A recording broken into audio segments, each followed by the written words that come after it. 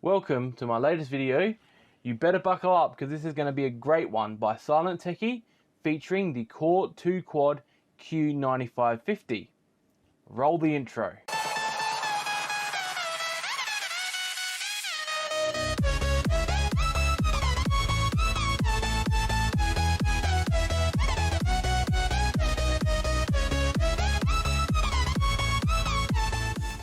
Now we can get started.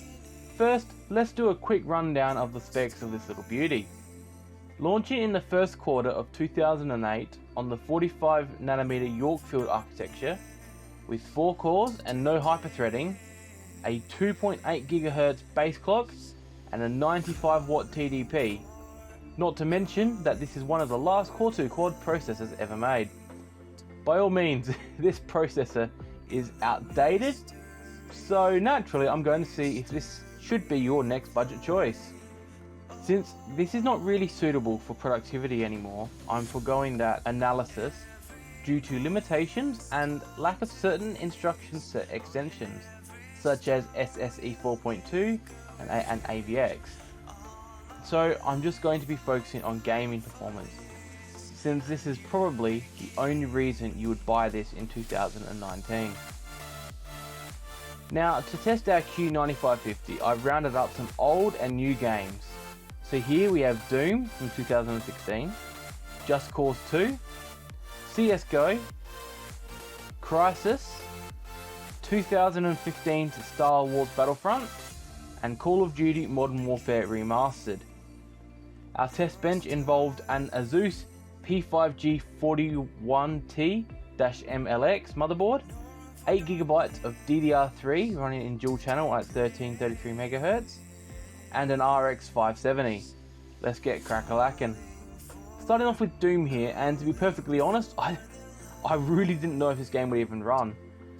However, I'm happy to report that not only it started, but it was actually super playable. Running at the medium preset at 1080p using the Vulkan API. Now that's important because when I tested using OpenGL, it just didn't like it. So Vulkan was the way to go. We saw averages of 99.6, minimums of 47.9 and 1% lows of 38.1. We did see a bit of stutter, however this was still an amazing experience, surprisingly. So I was able to put up with it. This next game is quite an old game now, but I still find it fun. In Just Cause 2, using the Dark Tower scene in a built-in benchmark with the high preset at 1080p, we saw some real nice results, getting an average of 98.1, mins of 71.4, and 1% lows of 69. That's 10 out of 10 playable in my book, since all of the minimums were above 60.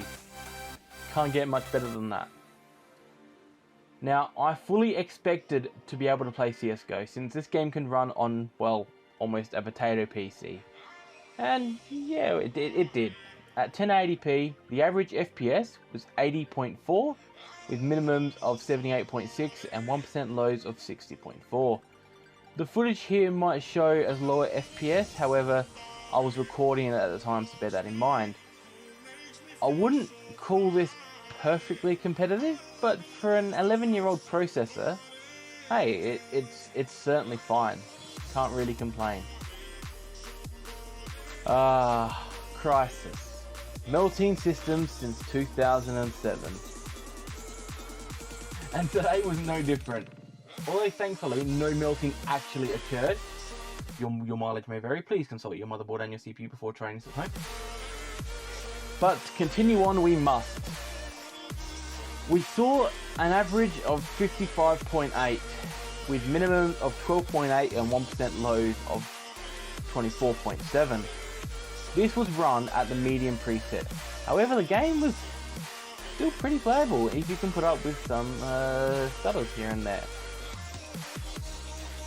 So even though I tested Star Wars Battlefront, I wasn't going to push my luck and run Battlefront 2. However, Battlefront 1 was a great experience, although stutter was present and frequent.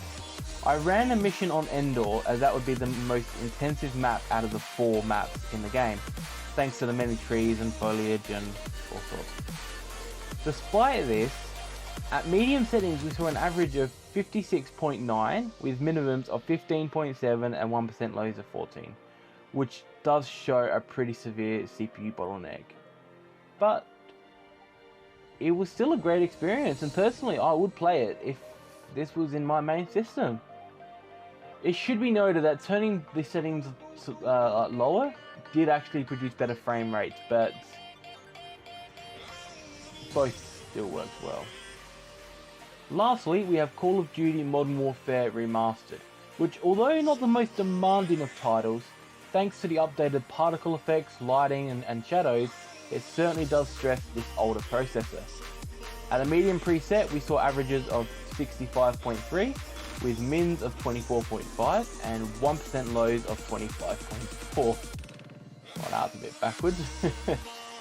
I had a great time playing the Blackout mission, and personally I didn't really notice stuttering, but I did actually see it once or twice, but you know, it wasn't a very recurring problem.